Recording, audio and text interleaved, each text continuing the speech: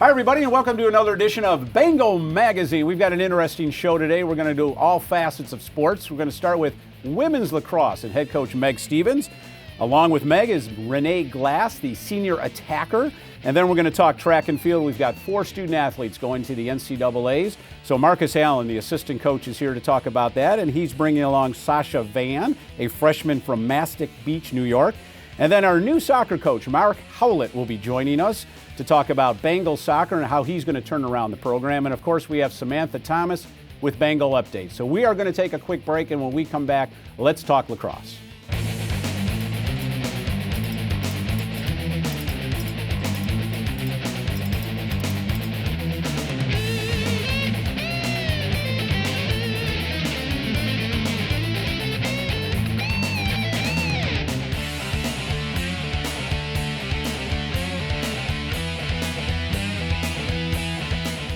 All right, we're going to talk a little lacrosse. I cannot believe the lacrosse season is here. I mean, it just seems like it was football, and all of a sudden it's lacrosse. So Meg Stevens joins us along with her senior attacker, Renee Glass. And, it's kind of interesting. You guys it must be such a long wait for you. First football, the fall sports, and then we go into the winter sports, and you're still kind of waiting around, and then now it's here. And it's great. 2 games already in the bag. And I'm just kind of curious. Give us a little overview of this year's team. We're excited to get going. I think you're right. We wait a long time to get to step on a field, long preseason, long fall training. So it's been great to watch all those weeks finally pay off, and finally the payoff is always getting to play games. Right. So we are starting 2-0, which is a great start. Can't ask for anything better. We're young. We've got a lot to learn, but I have a very, very invested group of young women. Okay. They want to work hard. They do work hard. We've just got things we need to clean up if we want to be a championship team. Okay, so you're going to clean up after a 15-3 win and a 16-5 win. So what does she mean by cleaning up, Miss Senior? We have things that we need to work on. Okay. We can always improve. Mm-hmm. Well, you're not giving away any secrets as if somebody's watching this, but where are you looking right now? And is it a learning process with such youth on the team? It is. It's a learning process, and we never want to give anybody any locker room talk, but we are. I think that one of the things that's made us go so good in the past is the girls understand even when we walked into the locker room yesterday, they know they didn't play well. That didn't come well from coaching staff. They knew, hey, look, we could have done better than that, and it should have been better than that. A goal is just a goal, but my idea has always been it should look good and it should feel good, and I think that they're invested in that as well. So we just want to be the best team we can be. Am I upset with necessarily know where we're starting? No. Right. You've got to learn. It's going to be a process. You're not going to step on the field and be the best team there is. So I'd love to hit those bumps now and just be able to see us improve, and our timing should be good, kind of getting rolling here into seasons and more games with what we need to get better on. Well, I'm kind of curious with those 2 games. Do you go into these games with a particular mindset as a coach of maybe doing some things with your roster this early on? Who's playing best with who, chemistry? Are you basically set and go, okay, here's what we have, and now let's get better with these people on the field? We're really toying with things. We're taking a look. We're taking a look at film. We're trying people at some different spots. We're trying different combinations, and that goes into a sub-order with what we're looking at. Okay. Who plays well on what days, and just who gives us our absolute best. And we are still trying some things, especially being young. And we're going to make some adjustments probably after yesterday's game. And it's an evolution. It should never just be, hey, this is what we've got, so it should be this. It should be an evolution for the players and for the coaching staff. Well, let's talk to Renee here a little bit, and you must be incredibly excited about this season for obvious reasons. Tell us, what happened last year and why you're excited about this year. Last year I had a season-ending injury at an open dislocation. Yikes! So it feels really good to be back. Yeah. What was the process like? Was there doubt in your mind? I mean, that's a major injury. Was there doubt that you would be coming back, or did you just say, full steam ahead and let's get back on the field? Well, as soon as I was in the hospital, recovering, the first thing I thought was, I need to get back. Great. I had doubt that I wouldn't recover fully, but I made the right decision to stay. And the process was 6 to 8 months, almost a whole year? Almost a whole year. Wow. Is that right? Yeah. And you were coming off what I would consider probably a breakout year in 2011, so it must have been kind of a Debbie Downer for you, obviously. Yeah, for sure. It was really hard to sit and watch. What does she give you on the field? I couldn't ask anything more out of a fifth-year senior. For a player to come back, I know how big of a commitment that is to come back and kind of lose your quote-unquote senior class that you should have graduated with. For Renee to come back, I think that says a lot about her character. I think it says a lot about our program and our team. And I wouldn't have wanted anything less. And, you know, Renee and I talked in the hospital when it first happened, and she immediately wanted to come back. And that's the kind of fight Renee has, and I think she's one of the reasons we'll go on to win championships this year. Speaking of championships and the process of getting there, the spring trip is at the National Training Center down in Claremont, Florida, I believe. Correct. So, what is the National Training Center, and why is it a good thing for Buff State lacrosse? Spring trip really, one, I think it helps define a spring sports season, whether that's softball or lacrosse. It's a wonderful team trip. We've always done that. We always say we're a family. It's a great opportunity for us to spend lots of quality time. It's also a great opportunity for us to play great competition. Great competition happens to go down and play at National Training Center. The National Training Center, actually, in my 10 years here, I've never gone to the same place twice. Oh. However, this is my first time doing that. Truthfully, the reason I'm going back is right here. Renee's season-ending injury happened at the National Training Center. I was so impressed with the way that they handled it. They had a doctor on site within literally 3 minutes. The hospital was a stone's throw across the street, and it's about how they're going to take care of your kids and your players. And they not only did they have great facilities and they took care, but they called to check in a week later. That's a place I'm happy to go back to. So I was happy with an experience. I was happy with the staff. Happy with a number of things that happened down there. So I'm choosing to go down again. And who can beat Florida in March? Well, I'm wondering what the person to blame here, how you feel about going back down there. Are you excited? Are you kind of, or how are you taking all this? I'm nervous to see the field again, but I'm always ready to play. I'm not, You know what? Get back on the horse and, and tell them full steam ahead. About a minute left. If you and I are talking at the end of April on this show, what has to happen with this team in order to win the SUNYACs and move on to the NCAAs? We need to practice like we want to play. We need to not just show up on game day. We need to show up and practice. We're going to need to go full steam ahead. And team is going to need to come together and really ask them to do what we're telling them to do. But again, I think it's early, and I think they're going to do that. We're going through some growing pains, and that's okay. But I think a coming together, really understanding what hard work is, and they'll start to do that. And from a student-athlete perspective, what do you see on the field right now? If I was to ask you the same question at the end of April, what has to happen with this team to move forward? I think we need to push each other. So I think that's interesting because, sometimes youth and they need to look up to the seniors and the juniors. Do you think you have the upperclassmen that can go back down to the freshmen and sophomores and say, watch us, follow us? Is that the kind of team you have here? I do. I think that we are really starting to come together, and I think it's just going to take it's taking a little bit of learning for everybody just to get there and figure out how we need to practice and how we need to play. And finally, now out of a gym, it's only our fourth day outside, so so we're learning a little bit on the fly, but we will grow and we will get better. Well, it's great that there's no snow on the ground and you can get outside. So we're off to a 2-0 start. That's great, and let's keep it rolling. Ladies, thanks for being on the show. Appreciate it. Thanks. We're going to take another quick break, and when we come back, we're going to stay outside. Well, actually, we're going to go indoors with track and field. Stay with us.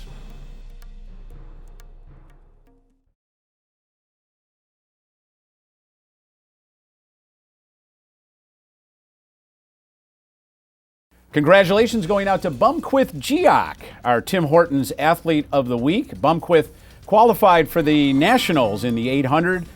He did it on the final chance that he could, the ECACs, and not only did he qualify, but he did it in school record time of 1:52:01.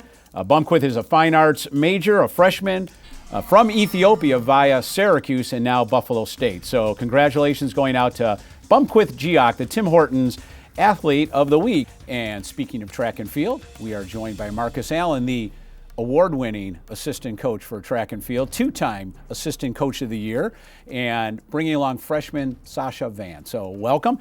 Markus, let's talk about first the Nationals.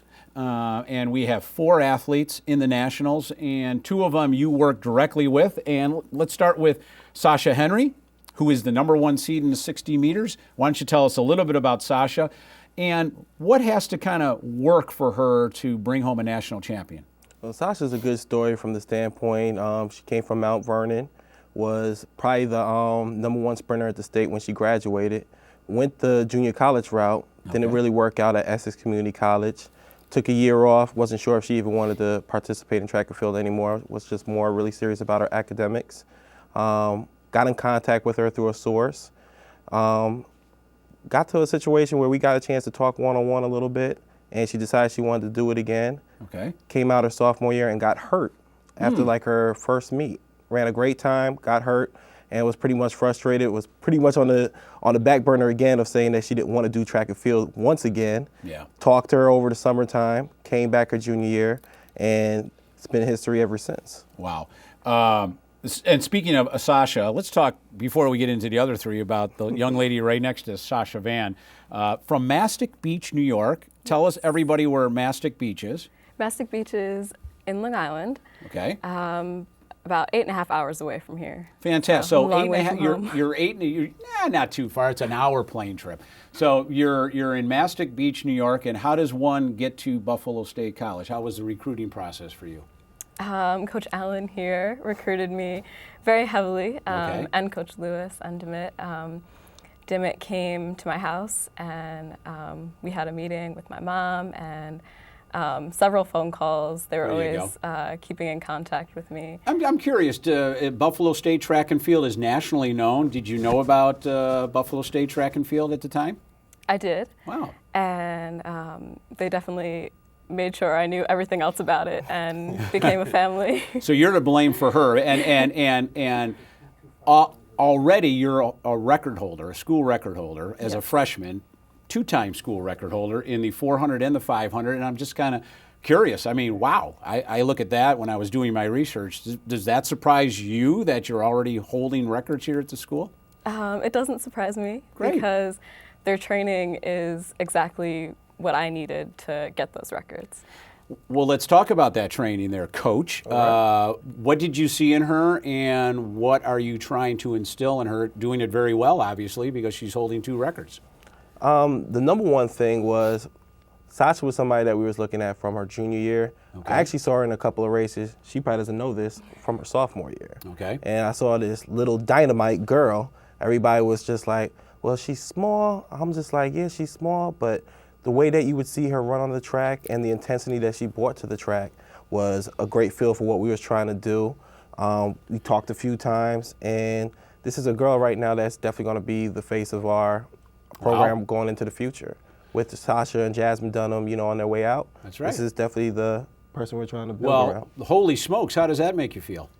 Oh, that's pretty amazing. Yeah, it really is. I I'm bet very it is. excited. Fantastic. Talk to us now about our second national qualifier, Jasmine Dunham.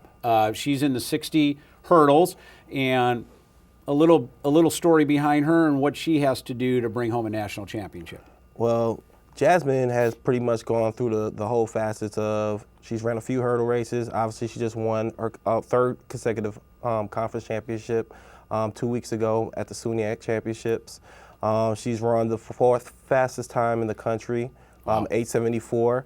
And Coach Hicks, along with myself, has done a great job with getting her prepared. Right. Coach Hicks really works on the technical aspects. What I try to do with Jasmine is really work on the sprint assets, the reaction to the gun, and just from a mental standpoint of just making sure that she's ready to go. She's very focused, and we feel like this is the year where she could actually go ahead and try and get that ring.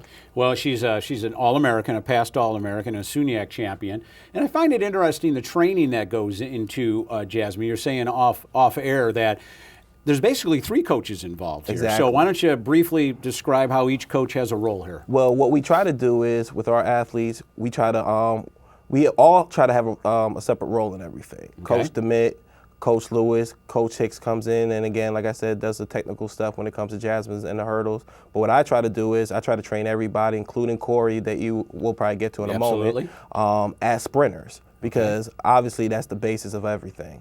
So what we try to do is we try and put them in a situation of giving them the best sprint training that they can have, because this is the stuff that you want to interpret into the into the long jump, into the short sprints, into the hurdles. Okay. Everything starts with that flat speed, and what we try to do is try to get our kids as sharp as possible, so once they get into their event categories, they're pretty much set and ready to go. And that's what we do with Corey Cox in the long jump, and the same thing. So what you'll see is Corey Cox also triple jumps. He also runs the open 60, the 100, and the 200-meter dash, and sometimes we'll run the 4x4. Wow. And Jasmine Dunham, people, sometimes she gets kind of, how would you say, typecast by the hurdles. But she's probably one of the best sprinters in the country. She's ranked 17th in the 60-meter dash, and she ran like I'm going to say she was top 10 in the country in the 200 meters indoors, and she only ran it once. Wow. So, I mean, our kids are so versatile, and that's one thing that Coach Lewis kind of makes a staple of,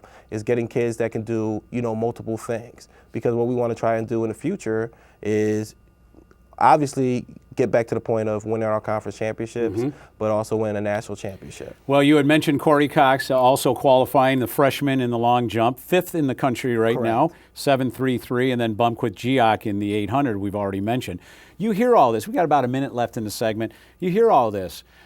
Where do you want to be your junior and senior year when you hear a guy like this saying, boy, we want versatility, we want them to do all this stuff? Where would you like to be as a junior or senior? Having already held 2 school records, the 4 and the 5. Right. I definitely want to expand on that, bring in the 200, maybe a 6, move up a little bit, and a few All-Americans in my back. Just a few. How does that sound, coaching?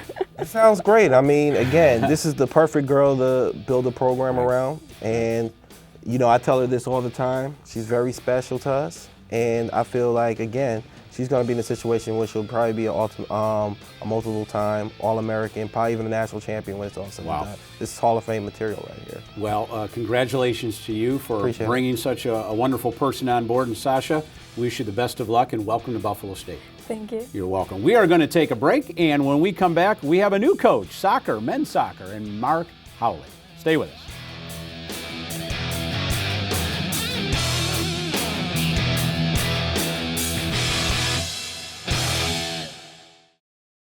Hi everyone and welcome to Bengal Update. I'm Samantha Thomas with a recap of news and a look at upcoming events surrounding Buffalo State athletics. The women's swimming and diving team was recognized by the College Swimming Coaches Association of America as a Scholar All-American team for its work in the classroom during the fall 2012 semester.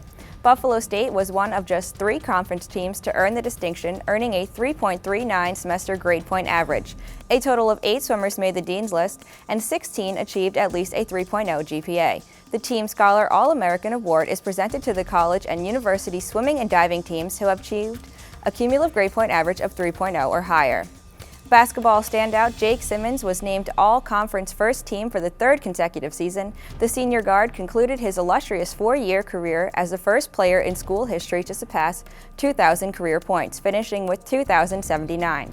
On December 14th, he scored a career-best 43 points and in the process broke former NBA All-Star Randy Smith's all-time school scoring record of 1,712 points. This season, Simmons led the conference in scoring, averaging 21 points per game, and led the league in 3 points per game at 2.8. In women's basketball, Bianca Smiley was named the All-Conference First Team and Ashley Wallace to the 3rd team. Smiley, a junior criminal justice major, grabbed first-team honors for the 2nd consecutive season. As one of the league's most dominant forwards, she finished 3rd in the league in scoring and 4th in rebounding. She also led the conference in field goal percentage and was 4th in the free throw percentage. Wallace, a sophomore majoring in elementary education, averaged 11 points per game and was 7th in the conference in rebounding. In hockey, Nikki Kirschberger was voted to ECAC West Honorable Mention to the All-Rookie team. The freshman scored a team-high 8 goals and was 2nd on the team with 11 points. Kirschberger is the first Bengal to be recognized on the ECAC West All-Rookie team. And finally, time to get out and vote. We need your vote as Buffalo State's newly named mascot, Benji, will begin his quest to earn the title of #1 mascot in all of the State University of New York system during SUNY Mascot Madness. This year's contest includes 30 SUNY campuses representing 472 athletic programs and over 22,000 students. To cast your vote, go to blog.suny, that's SUNY.com. Round 1 ends March 10th. That's it for this edition of Bengal Update. For Bengal Magazine, I'm Samantha Thomas. Back to you, Tom. Well, thanks, Sam, for that update. Much appreciated. And we're joined now for the final segment by Mark Howlett. Hi, Mark. Thanks for having me, Tom. Well, you're very welcome. And it's taken me a little while to get used to the accent. I'm sure our viewers heard that. And why don't we just start with that question? How does I'm assuming you're from across the pond, as they say. So how does one from England get to the United States and sitting in front of me here at Buffalo State? Well, I grew up in Portsmouth, England. At 18 years old, decided to come over and continue my studies and my soccer career. Okay. I played as a youth trainee at a professional club in England. My contract was no longer renewed, so I looked for other options and found myself at Roberts Wesleyan College in Rochester. Oh, fantastic. Spent 2 years there, had a fantastic time there. Was named an All-American there, and then decided to transfer to a school in Chicago, Judson University. Okay. Had another great experience with going to national tournaments, getting individual awards, and met my wife, now wife at Roberts Wesleyan College. Her family's from the Rochester area. Moved back, worked some club, and then got a college job, and now I'm here at Buffalo State. Well, let's talk about that and at Buffalo State. You have some Western New York roots, obviously, with the Rochester connection. But I'm kind of curious. You see a lot of job postings. I'm sure you have. So what attracts you to Buffalo State College?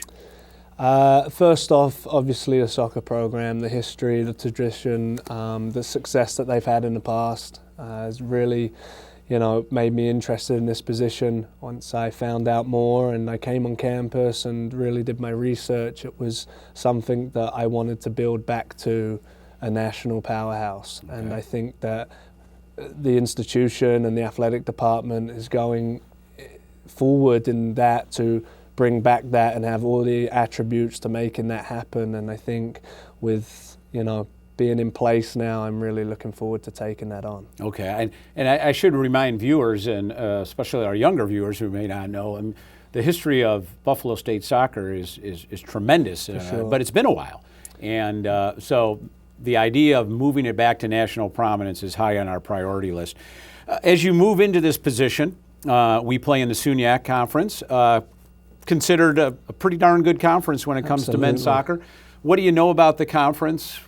And how do you take that knowledge and move it toward what you're doing here? Everything I've done leading up to this position, obviously the SUNY is a top conversation in the soccer world for being such a top conference and for being a conference that's very competitive, that the schools are very proud to be involved in that, and that's very exciting to me. It's a tough conference, a physical conference, very fast-paced, and I think, we'll take baby steps in making sure we climb up that ladder to hopefully, in a couple of years, making sure that we're very competitive with the Plattsburghs, the Oneontas of the SUNY.